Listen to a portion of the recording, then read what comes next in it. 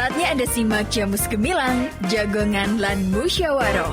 Selamat datang di Desa Wisata. Pelestarian juga sangat penting di mana Filosofi di balik ini tuh apa? Di 96.8 FM, Radio Gemilang.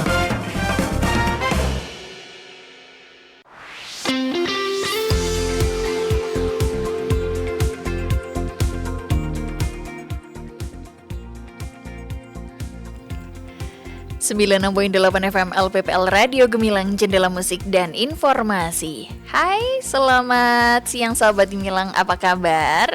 Ketemu lagi barengan Kalista Apsari yang kali ini ready menemani Anda tentu di Jamus Gemilang, Jagongan lan Musyawarah. Spesial kali ini bersama dengan RSUD Merah Putih, program kerjasama. Dan kali ini membahas tema yang menarik, pemeriksaan laboratorium dalam medical check-up. Dan Kalista tentu nggak sendirian dong. Sudah hadir narasumber kali ini yang sudah datang di studio Radio Gemilang FM. Langsung saja Kalista sapa, ada Dr. Resi Sabrang, dokter spesialis patologi klinik RSUD Merah Putih. Selamat pagi dokter. Selamat pagi. Gimana kabarnya dokter? Baik, sehat. Alhamdulillah. Hari ini ready ya dokter untuk memberikan informasi kepada sahabat Gemilang tentunya dengan tema pemeriksaan laboratorium dalam medical check-up. Siap. Oke.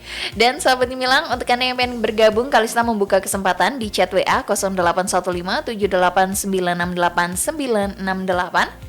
Bisa juga di Instagram @radiogemilang968fm dan fanpage Gemilang FM Magelang. Oh ya, siaran kali ini bisa Anda simak secara live streaming di gemilangfm.id ataupun di beritamagelang.id. Dan siaran kali ini juga disiarkan secara live di Instagram RSUD Merah Putih Kabupaten Magelang. Oke, kita langsung aja membahas topik kali ini, pemeriksaan laboratorium dalam medical check-up.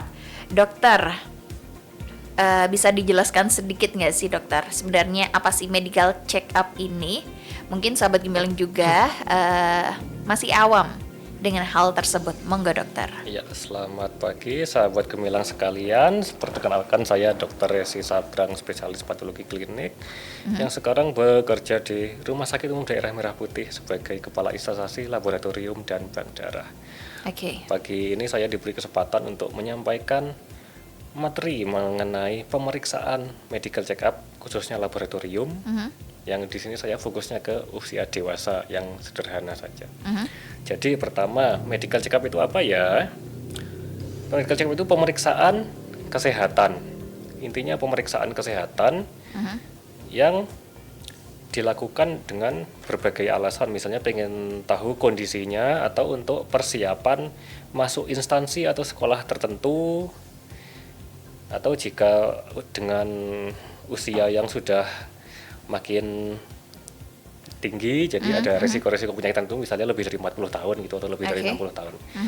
Nah, jadi medical check-up itu sendiri fungsinya untuk pertama melihat apakah ada faktor resiko. Jadi kan medical check-up itu kan ada anamnesa, jadi ditanyanya bisa lisan, bisa oleh kuesioner. Nah, dan juga pemeriksaan fisik, dan setelah itu baru ada pemeriksaan penunjang ya. Saya mainnya ya di situ penunjang laboratorium. Dan jika perlu nanti ada pemeriksaan penunjang misalnya radiologi, ronsen gitu.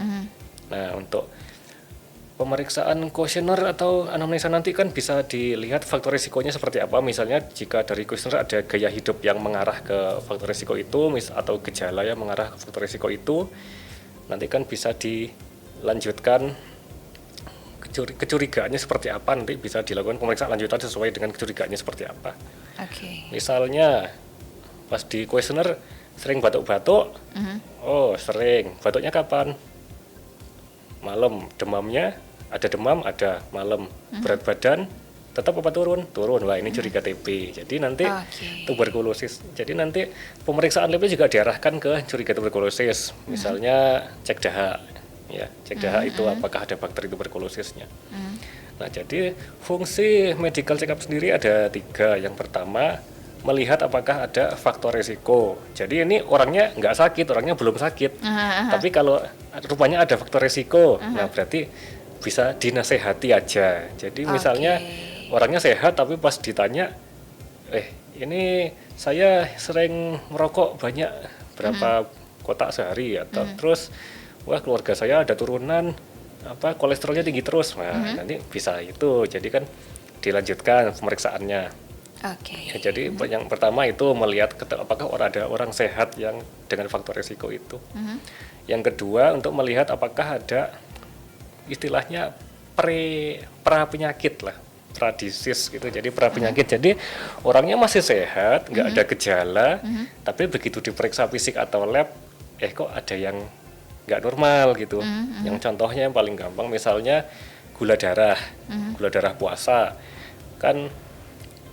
Gula darah puasa normalnya di bawah 100. Tapi kalau misalnya 100 sampai 125 itu kita anggap pre-diabetes. Jadi orangnya memang belum ada gejala diabetes, belum ada gejala gula darah. Tapi ya itu sudah mulai ada resiko mengarah ke situ. Nah, itu harus kita waspadai Jadi harus dinasehati tentang gaya hidup jadi agar tidak benar-benar di diabetes. Nah, untuk fungsi yang ketiga yaitu melihat apa orangnya sudah sakit biar jelas itu ada penyakitnya. Jadi yang fungsi ketiga itu menegakkan memang ada penyakitnya. Jadi ya itu. Jadi yang pertama orang yang sehat, yang kedua orang yang sebetulnya sudah tidak normal tapi belum ada gejala, dan yang ketiga memang yang sudah ada gejalanya gitu. Oke, baik. Berarti ini sifatnya preventif juga ya dokter ya? Iya. Dan fokus kita hari ini kan pemeriksaan laboratorium nih, dokter. Sebenarnya apa sih peran krusial laboratorium dalam pemeriksaan ini atau dalam MCU ya mungkin? Ya. Monggo. Ya, jadi peran laboratorium itu sebetulnya untuk membantu menunjang menegakkan apakah itu normal atau tidak normal, karena memang ada kondisi yang kalau kita lihat cuma dari pertanyaan atau dari lihat fisiknya aja nggak ketahuan. Tapi misalnya begitu diperiksa laboratorium, jadi laboratorium itu sendiri kita meriksanya sampel, jadi diambil darah atau urin. Ya, jadi kan sering bagi yang sudah pernah medical check up kan sering juga kita mintai darah dan urin. Nah, itu yang kita periksa. Jadi kita periksa isinya apa. Misalnya yang tidak ketahuan di pemeriksaan fisik tapi ketahuan di lab, paling sering yaitu gula darah yang yang belum muncul gejala tadi, tapi begitu diperiksa gulanya kok 100, gula puasanya 110, harusnya di bawah 100. Nah, ini mungkin faktor risiko. Atau misalnya yang agak sering juga hemoglobin itu darah rutin, hemoglobin. Jadi nggak ada gejala tapi begitu diperiksa, wah ini kok 11 HB-nya turun dikit. Memang kalau turun dikit mungkin nggak begitu bergejala, nggak kelihatan ya, masih merasa sehat, tapi begitu turun dikit, wah ini. Jadi begitu HB-nya 11 turun dikit, pantas ditelusuri kira-kira apa yang menyebabkan turun begitu. Oke, dokter, yang sifatnya wajib untuk memeriksa medical check up ini sendiri, itu pasien yang seperti apa sih dokter? Sebetulnya medical check up itu ya yang wajib sebetulnya ya, yang wajib pasti yang udah bergejala mungkin ya, yang memang sudah curiga atau memang yang diwajibkan oleh instansi atau sekolah yang tempat dia akan masuk itu ya. Yang mungkin yang wajib lainnya mungkin ya yang bukan wajib itu, tapi sebaiknya yang sudah merasa itu ya usia lebih dari 40 apalagi lebih dari 60 itu kan ya gitu. Kalau belum sampai 40 nih dokter, tapi udah merasakan gejala-gejala kayak tubuh saya nih udah kayaknya ada sinyal-sinyal yang perlu untuk periksa gitu. Itu boleh ya dokter ya? Oh ya, silahkan. Jadi memang penyakit-penyakit usia tua itu sekarang entah karena gaya hidup atau gimana, mungkin ya makin banyak juga yang muda ya. Pernah itu ada usia 30 udah pasang ring tuh di jantung. Iya. Kalau bayi waktu lahir dokter, itu juga dilakukan medical check up juga kan? Kalau medical check up pemeriksaan kesehatan bayi baru lahir itu masuk program pemerintah ya kan untuk mencegah stunting itu. Jadi ya itu, jadi kalau bayi baru lahir lebih fokus ke hormon tiroid, G6PD sama adrenal gitu. Oke, baik. Dokter, selanjutnya nih, terkadang ada yang datang untuk ke laboratorium atau untuk MCU, tapi persiapannya yang benar ini seperti apa, dokter? Boleh dijelaskan? Persiapan yang benar untuk MCU, yang pertama ya sebetulnya sih santai aja ya untuk MCU. Oke. Jadi kan untuk lab sendiri mungkin persiapannya ada beberapa pemeriksaan yang perlu puasa dulu. Oke. Nah, iya. Pemeriksaannya yaitu profil lemak, kolesterol, trigliserida, HDL, LDL kolesterol, sama asam urat. Karena ada pemeriksaan yang dipengaruhi kita makan, ada yang enggak dipengaruhi kita makan. Ya, Oke. jadi yang sebaiknya itu yang pemeriksaan gula, lemak, kolesterol, sama asam urat. Oke. Karena itu efek makan ada itu. Jadi antara orang misalnya jadi biar distandardisasi gitu. Jadi puasa dulu. Jadi pasti kita levelnya pasti itu. Jadi misalnya ada dua orang MCU. Satu makan roti sebelum MCU. Satu lagi makan gorengan. Nah, itu pasti beda itu naiknya nanti lemaknya itu. Jadi biar kita tahu itu lemaknya bukan naik karena sesaat aja karena habis makan atau karena terus-terusan memang dia lemaknya tinggi. Jadi sebaiknya puasa dulu. Puasa yang benar itu 8 jam minimal, tapi masih boleh minum air putih. Ya, jadi masuk apapun selain air putih. Tapi puasa sendiri pun sebaiknya sesuai kondisi kesehatannya. Memang ada beberapa ya kan yang memang nggak tahan puasa, apalagi orang yang diabetes kan kadang-kadang kalau disuruh puasa kan nggak tahan, jadi ya itu sesuai kemampuannya. Oke. Iya. Begitu juga dengan seseorang yang punya MAH atau asam lambung seperti itu, dokter? Iya, sesuai kemampuannya aja. Oke, baik. Oh ya, dokter, dari sekian banyak tes yang termaksud paket wajib atau pemeriksaan lab standar yang harus ada dalam setiap MCU ini apa sih, dokter? Boleh dijelaskan fungsinya juga, monggo. Oh iya. Jadi untuk pemeriksaan laboratorium yang sering diminta, yang masuk program pemerintah aja, yang juga di pemeriksaan kesehatan gratis itu, hanya saya lihat ada 3, darah rutin, lemak, sama fungsi ginjal. Iya. Kita jelaskan satu. Boleh, monggo. Ya. Fungsinya itu sendiri, dokter. Darah rutin itu kita ngelihat hemoglobin paling utama. Hemoglobin. Kalau kurang berarti anemia. Ya, anemia nanti kemampuan untuk masukkan oksigen ke jaringan tubuh lain berkurang, jadi nanti gampang lemes. Lemes.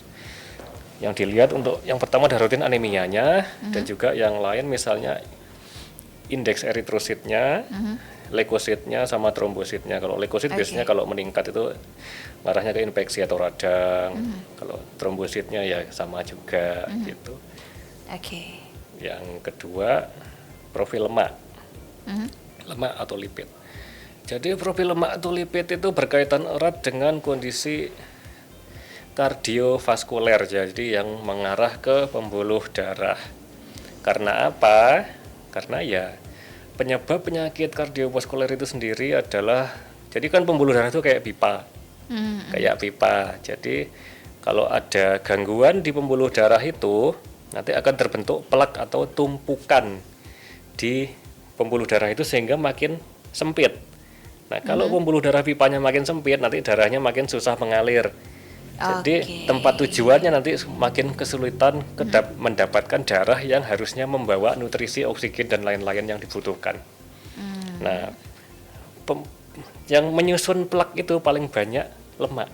Nah, jadi dengan dilihat lemak itu makin banyak, jadi makin banyak kemungkinan terbentuknya plak yang menyumbat pembuluh itu. Makanya itu kita meriksanya lemak. Jadi kolesterol, trigliserida, HDL, LDL.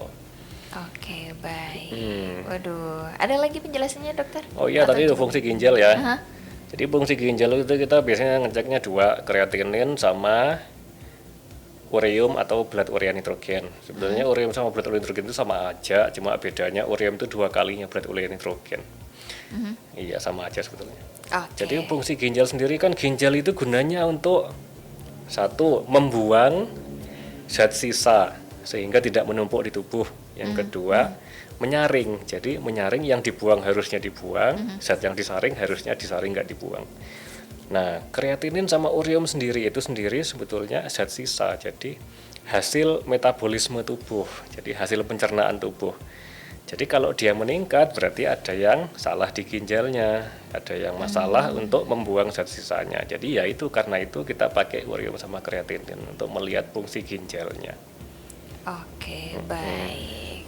Oh ya, by the way, kalau dokter Resi ya, kita panggilnya dokter Resi Sabrang ya. Resi aja. Oke, dokter Resi.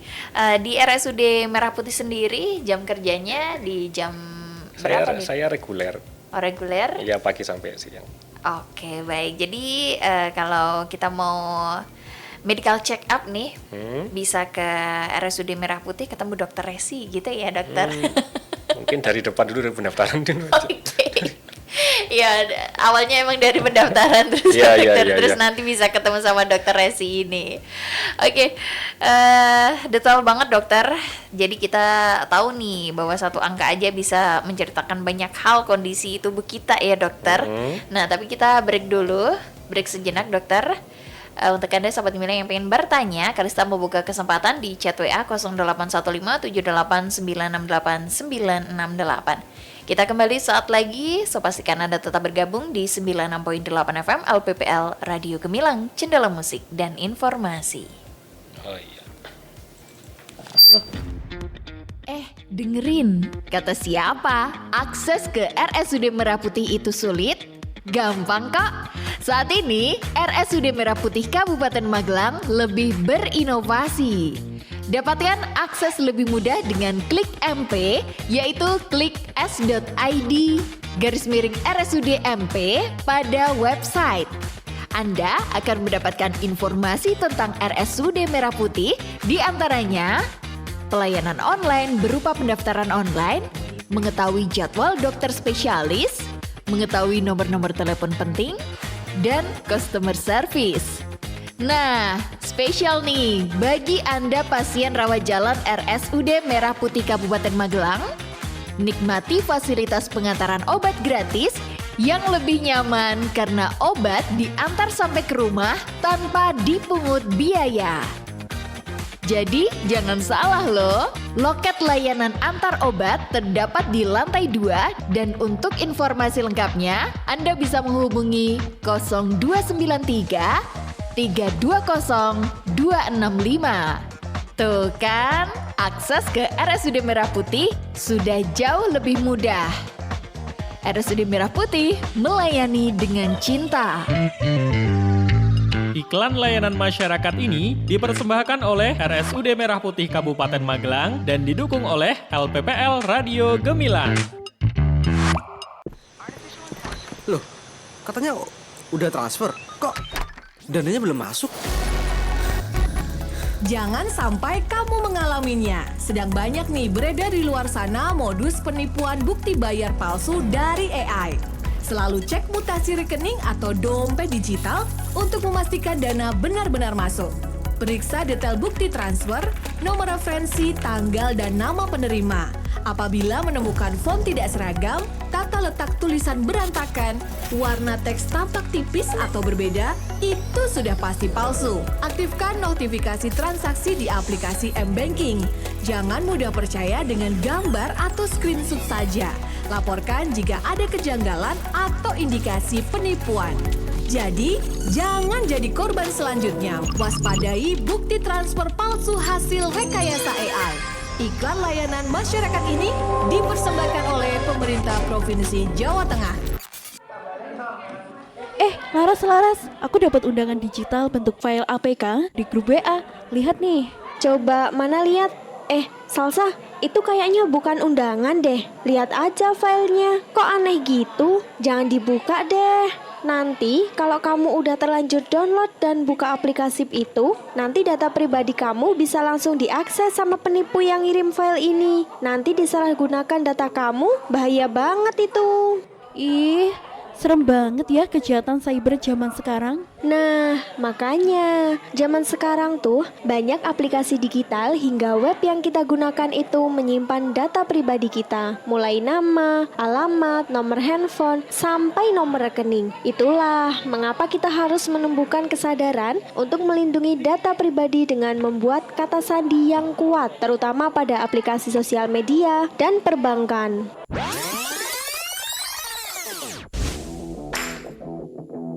Benar sekali teman-teman, penyalahgunaan data ini bisa berupa file APK yang juga bisa digunakan penipuan, surat undangan, surat tilang, tagihan PLN, resi atau ekspedisi, dan penipuan lainnya.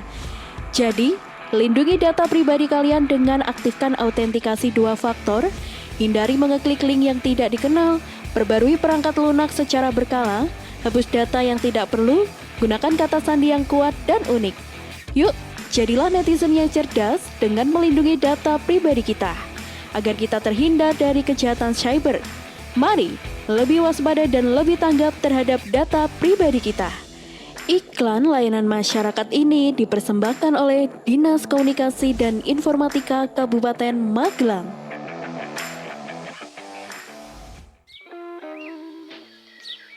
Nak, katanya pemerintah kasih bantuan 2 juta loh buat semua warga. Mama mau daftar dulu nih. Jangan asal klik, Mah. Bisa jadi itu penipuan loh. Loh, tapi ini tuh dari grup keluarga loh. Tante Lili juga udah nge-share. Justru itu, Mah. Hoax sering menyebar lewat grup WhatsApp keluarga. Karena orang langsung percaya tanpa cek dulu.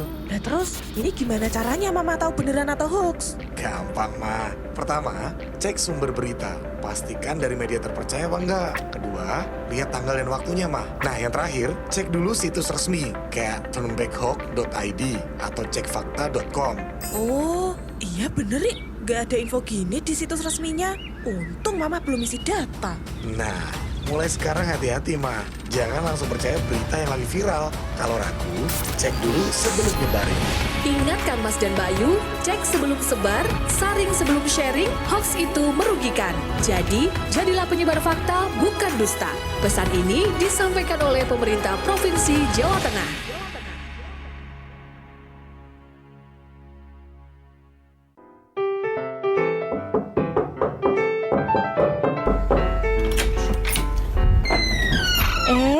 Bu Lurah, monggo, pinarak Bu Lurah. Gini Bu, kok udah lama nggak ke posyandu? Makanya saya silaturahmi aja ke rumah ibu. Nyun sewu Bu, akhir-akhir ini saya sibuk, jadi jarang bawa si kecil ke posyandu. Pripun toh Bu? Ibu kan punya balita. Penting loh Bu untuk rutin ke posyandu. Kami harus melakukan pendataan, penimbangan, pengukuran, edukasi kepada ibu hamil, dan calon pengantin. Oh alah, memangnya kenapa toh Bu? Gini loh Bu, untuk mendeteksi dini masalah gizi. Nah, yang terpenting memberikan edukasi untuk mencegah stunting toh Bu. Dampak stunting terhadap kesehatan anak itu bahaya loh Bu. Dalam jangka pendek, stunting pada anak menyebabkan terganggunya perkembangan otak, metabolisme tubuh, dan pertumbuhan fisik. Mari bersama mencegah stunting dengan memastikan seluruh calon pengantin mendapatkan pendampingan dan memastikan kehadiran ibu hamil serta balita datang ke posyandu. Iklan layanan masyarakat ini dipersembahkan oleh Dinas Sosial PPKB PPPA Kabupaten Magelang dan didukung oleh Radio Gemilang.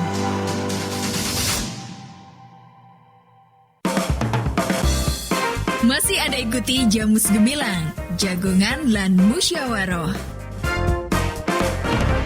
Di 96.8 FM LPPL Radio Gemilang. Radio Gemilang.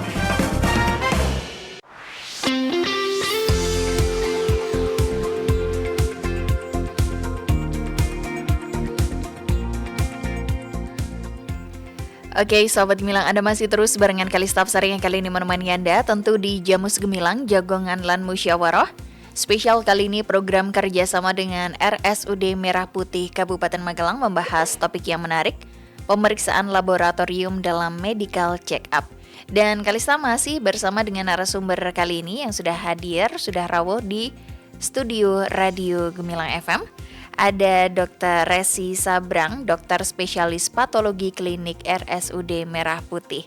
Dan untuk kali ini sahabat Gemilang, buat Anda yang ingin bertanya, Kalista membuka kesempatan di chat WA 081578968968. Anda juga bisa mendengarkan siaran kali ini di live streaming di gemilangfm.id atau di beritamagelang.id. Dan juga Anda bisa melihat kami secara live di Instagram RSUD Merah Putih Kabupaten Magelang. Dokter Resi, masih semangat dong hari ini? Yoi. Dokter, kita langsung aja dokter. Bagaimana cara membaca hasil laboratorium itu dokter? Dan yang dimaksud dengan nilai rujukan ini, apakah hasil ini sedikit saja di luar nilai rujukan itu pasti berbahaya dokter? Monggo bisa dijelaskan. Jadi nilai rujukan itu sebetulnya disebut juga nilai normal adalah nilai yang didapatkan pada orang yang normal, orang yang sehat. Nah, untuk apakah jika naik sedikit, misalnya kreatinin 1,30 batas atasnya, nah ini 1,31.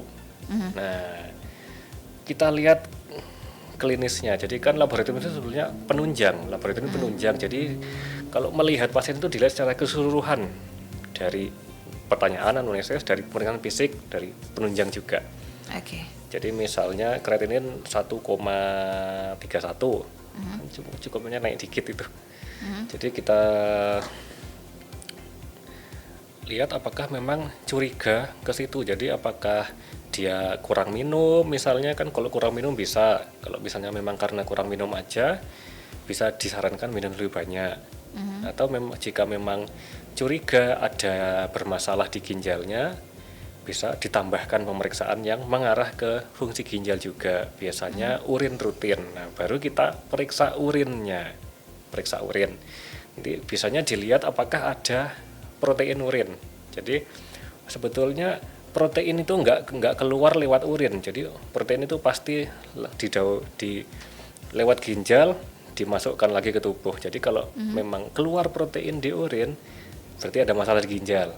Jadi ya itu untuk masalah apakah normal atau tidak normalnya perlu dilanjutkan dengan pemeriksaan tambahan seperti itu. Oke, dokter, kalau mendapatkan hasil nilai yang mungkin abnormal atau merah, ini kira-kira apa langkah pertama yang penting yang harus pasien lakukan nih? Dan juga kapan mereka itu harus segera berkonsultasi ke dokter spesialis mungkin atau seperti apa dokter? Biasanya di MCU kan nanti kan di akhir pemeriksaannya ada penjelasan kan untuk rangkuman dari semua pemeriksaannya kan ya. Mungkin dari situ sebetulnya dari dokter MCU-nya sendiri kan sudah mengerti kan, karena dia lebih tahu gambaran besarnya dari pemeriksaan macam-macam sampai laboratorium. Jika ada yang merah ya mungkin itu menunjukkan bahwa kecurigaan adanya sesuatu yang tidak normal itu betul. Ya misalnya yang kreatinin tadi, fungsi ginjal.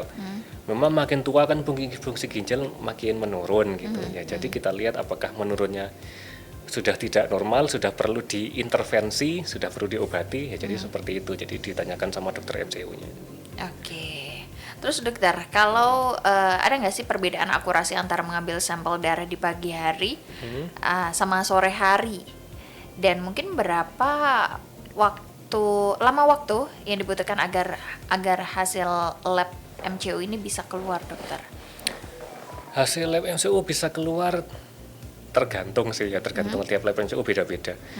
Ada yang pagi periksa sore sudah jadi, ada yang pagi periksa besoknya baru bisa diambil. Jadi tergantung tempatnya, tergantung kebijakannya masing-masing aja. Sama tergantung banyaknya pemeriksaannya juga. Iya, jadi sama tadi pertanyaan pertama tadi pagi sore. Oke. Jadi pagi sore itu sebetulnya nggak ada masalah, nggak ada bedanya kecuali beberapa pemeriksaan hormon pencernaan atau ya, tapi jarang ada yang minta, jadi nggak apa-apa. Pagi sore boleh. Sama aja hasilnya ya dokter? Sama aja. Oke, baik. Oke, kita beralih ke line WA yang sudah bergabung di 081578968968. Ada Rizka di Muntilan. Dokter, saya sedang mengkonsumsi obat darah tinggi atau suplemen vitamin rutin. Apakah obat atau suplemen tersebut harus dihentikan saat saya tuh menjalani tes lab MCU, terutama saat puasa? Dan berapa lama jedanya, dokter? Monggo. Iya, jadi obat darah tinggi sama vitamin. Jadi intinya kalau puasa itu kan kita melihat kadar gula sama kadar lemak sama kadar asam urat yang tidak dipengaruhi input makanan. Jadi kalau misalnya obat yang memang harus tetap dikonsumsi untuk menjaga kadar darahnya tidak begitu tinggi, ya itu boleh. Vitaminnya juga seperti apa? Kira-kira vitaminnya mengandung gula nggak yang bisa menambah kalori? Kalau memang cuma vitamin murni, plek gitu aja nggak apa-apa, sebetulnya nggak apa-apa. Oke, semoga bisa menjawab pertanyaan dari Mbak Rizka ya yang dari Buntilan. Selanjutnya dokter, ini tanpa nama.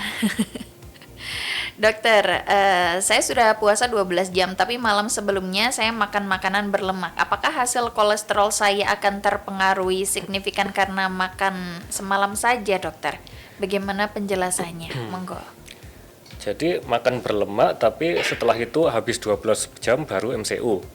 Kemungkinan iya. Iya, jadi itu. sebetulnya nggak apa-apa. Jadi puasa itu minimal 8 jam. Jadi kalau malamnya makan berlemak tapi habis itu nggak makan 8 jam, berarti lemaknya sudah dicerna sama tubuh. Jadi udah hilang dari peredaran. Jadi lemak yang meningkat sesaat itu. Jadi nggak apa-apa kalau udah memenuhi waktu puasa minimal 8 jam, nggak apa-apa. Oke, baik. Semoga bisa menjawab pertanyaannya ya, sahabat Gemilang.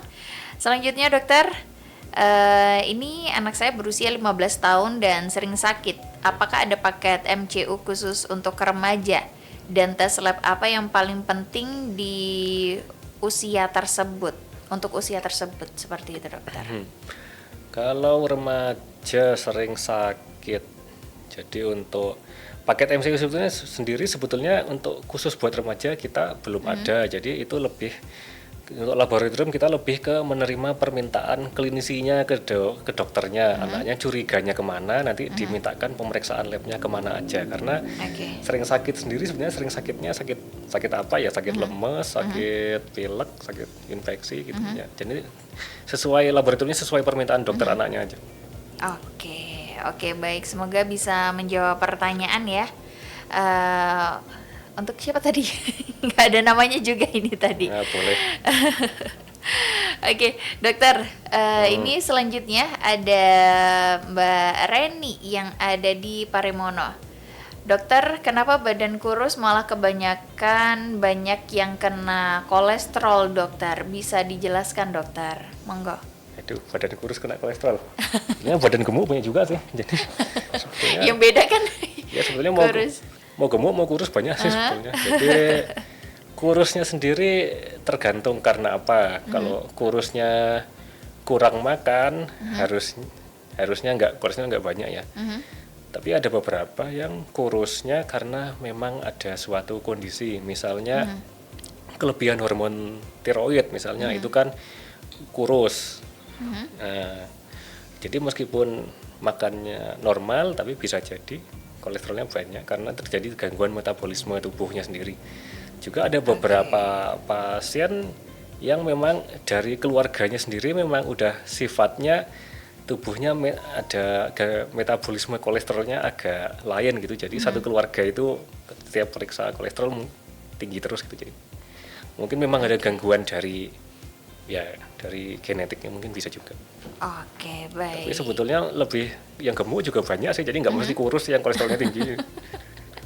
Kalau gemuk bisa dipastikan ya dokter itu? Enggak juga. Oh, enggak juga. Ya. Kadang-kadang gemuk tapi dietnya bagus nggak apa-apa. Oke. Kalau ngomongin soal diet nih dokter, yang harus dilakukan ketika para penderita diabetes dia penderita diabetes gitu, terus bisa dilakukan diet juga dokter? Atau dietnya ini seperti apa menurut pandangan dokter? Ini udah lewat dari laboratorium nih berarti ya.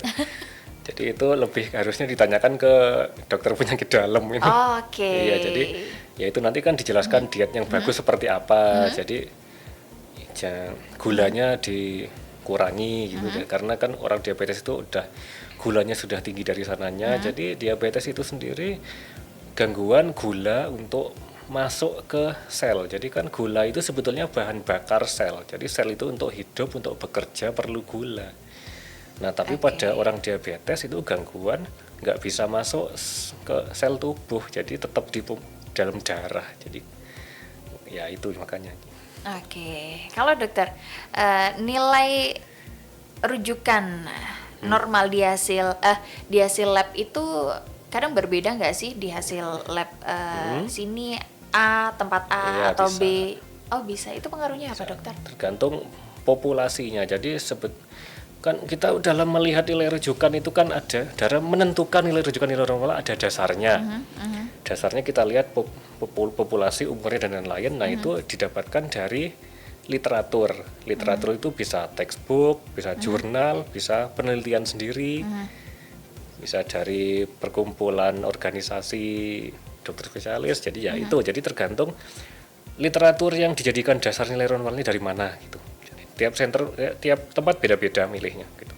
Oke. Jadi bisa dipastikan kalau nilai hasilnya itu mungkin nggak sama ya dokter? Bisa, tapi dipastikan tetap mengikuti kaidah ilmiah yang berlaku. Ada dasarnya. Iya. Yang seragam kan biasanya gula. Itu kan kita semua ngikutin itu perkumpulan penyakit dalam itu. Oke, kalau hasil gula darah yang abnormal paling sering ditemukan nih dokter, hasilnya tinggi, misalnya gula darah puasa di atas normal, ini apa langkah selanjutnya harus dilakukan dokter? Apakah itu otomatis sudah diabetes?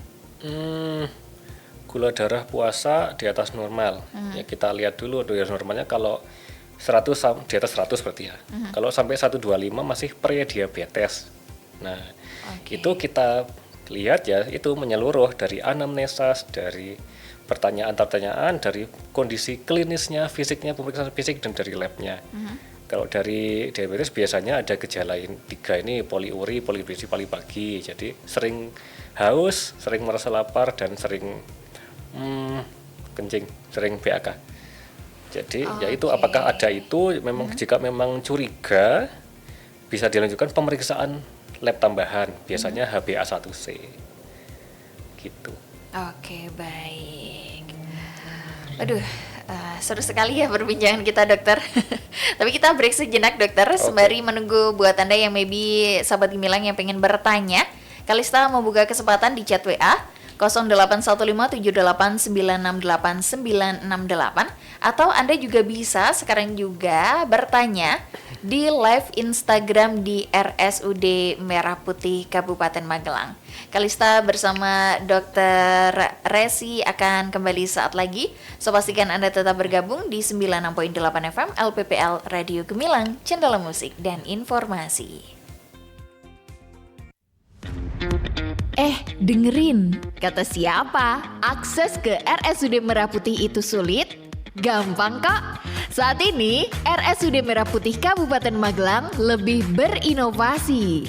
Dapatkan akses lebih mudah dengan klik MP, yaitu klik s.id/RSUD MP pada website. Anda akan mendapatkan informasi tentang RSUD Merah Putih, di antaranya pelayanan online berupa pendaftaran online, mengetahui jadwal dokter spesialis, mengetahui nomor-nomor telepon penting, dan customer service. Nah, spesial nih bagi Anda pasien rawat jalan RSUD Merah Putih Kabupaten Magelang, nikmati fasilitas pengantaran obat gratis yang lebih nyaman karena obat diantar sampai ke rumah tanpa dipungut biaya. Jadi jangan salah loh, loket layanan antar obat terdapat di lantai 2 dan untuk informasi lengkapnya Anda bisa menghubungi 0293 320 265. Tuh kan, akses ke RSUD Merah Putih sudah jauh lebih mudah. RSUD Merah Putih melayani dengan cinta. Iklan layanan masyarakat ini dipersembahkan oleh RSUD Merah Putih Kabupaten Magelang dan didukung oleh LPPL Radio Gemilang. Kamu Kabar baik untuk masyarakat Jawa Tengah dan sekitarnya. Pertanggal 25 April 2025, Bandara Jenderal Ahmad Yani Semarang resmi kembali berstatus sebagai bandara internasional. Sesuai dalam keputusan Menteri Perhubungan nomor KM 26 tahun 2025. Saat ini, sudah ada 3 maskapai yang siap membuka rute internasional dari dan menuju Semarang, AirAsia, Scott, dan Lion Group dengan rute langsung ke Malaysia dan Singapura. Sehingga meningkatkan pertumbuhan ekonomi daerah, mendorong pengembangan pariwisata, menarik lebih banyak investasi dan perdagangan, serta mendukung keberadaan kawasan ekonomi khusus di Jawa Tengah. Mari dukung langkah strategis ini demi masa depan Jawa Tengah yang lebih cerah. Semoga hadirnya penerbangan internasional ini membuka lebih banyak peluang untuk pariwisata, investasi, dan kesejahteraan bersama. Iklan layanan masyarakat ini dipersembahkan oleh pemerintah Provinsi Jawa Tengah. Tri, sesok baru lulus kuliah kerja apa yo? Aku yo bingung Ibu. Nek ana lowongan, kabari yo. Ladalah zaman saya kok isih bingung golek lowongan kerja toh? Buka aja aplikasi Emakaryo.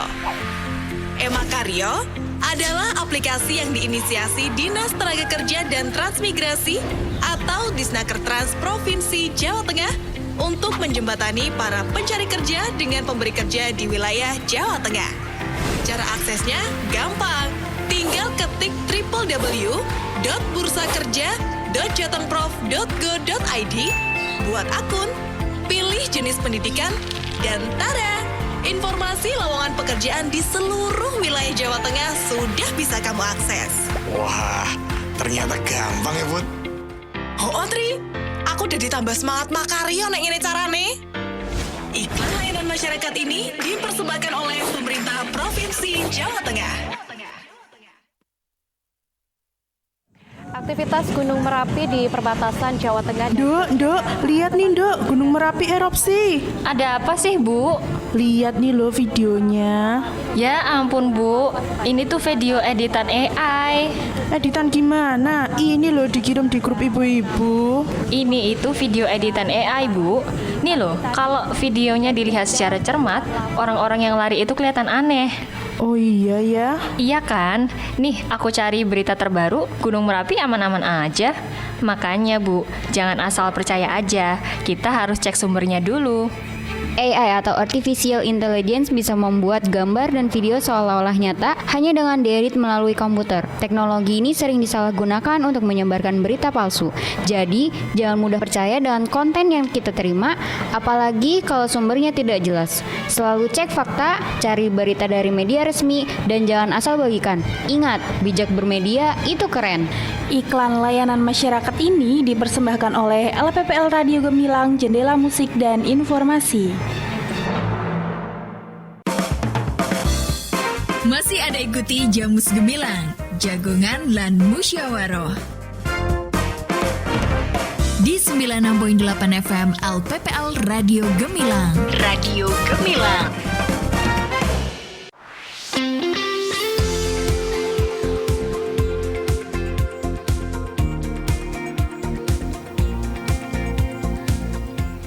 Oke, Sobat Gemilang, Anda masih terus barengan Kalista Hafsari yang kali ini menemani Anda di Jamus Gemilang, Jagongan lan Musyawarah spesial. Kali ini program kerjasama dengan RSUD Merah Putih Kabupaten Magelang dengan membahas topik yang menarik, pemeriksaan laboratorium dalam medical check-up.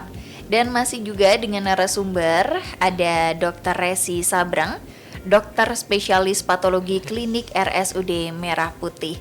Dan siaran kali ini bisa Anda simak secara live streaming di gemilangfm.id ataupun di beritamagelang.id.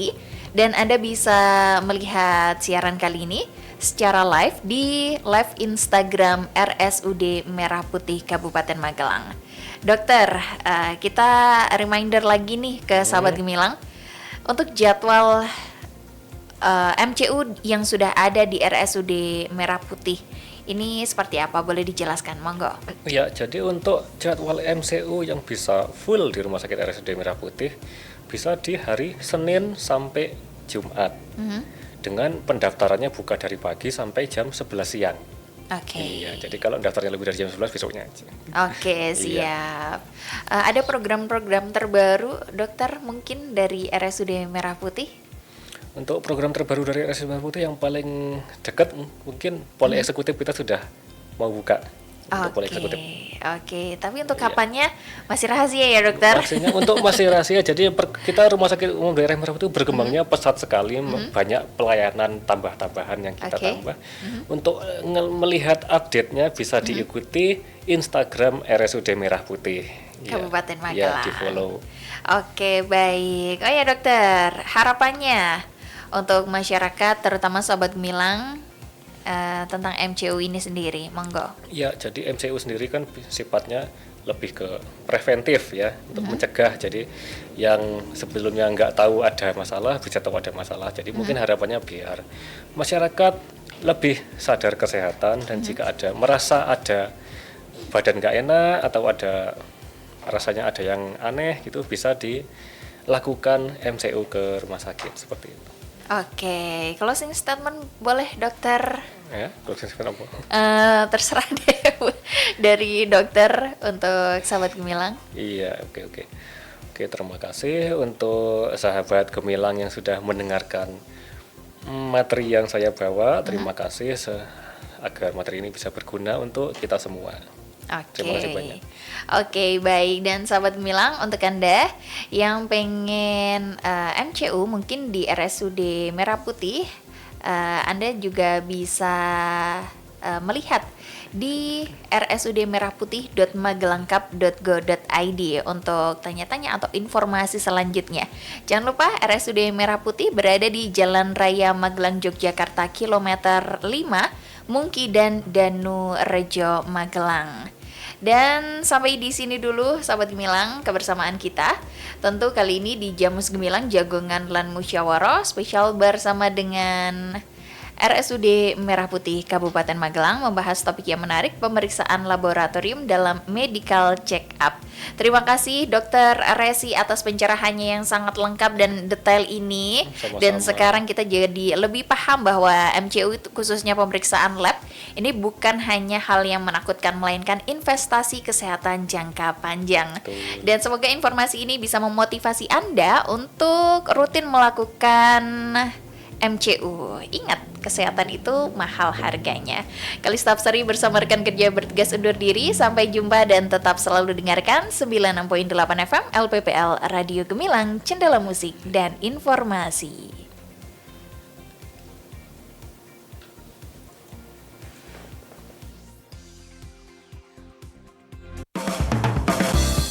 Baru saja Anda dengarkan Jamus Gemilang, Jagongan Lan Musyawarah di 96.8 FM LPPL Radio Gemilang. Radio Gemilang.